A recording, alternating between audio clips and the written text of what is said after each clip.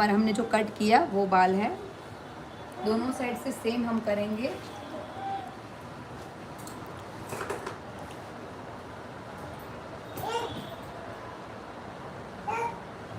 Okay,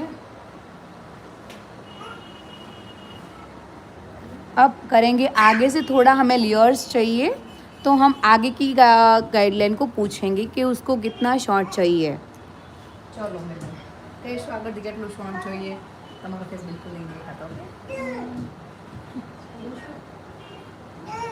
ચલો આગળ કેટલું શોર્ટ જોઈએ છે? ઝો લાઈન રાખીએ કે થોડું ક્લિપ લાઈન ઉપર ઉપર ક્લિપ લાઈન ચાલે એવું છે? Okay done.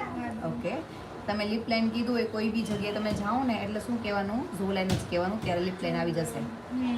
લિપ લાઈન કારણ કે જમ્પ મારીને ઉપર ચડી જાય છે. ઓકે, કોઈ બી ઘણા એમ લોકો કહે છે કે શોર્ટ થઈ જાય એટલે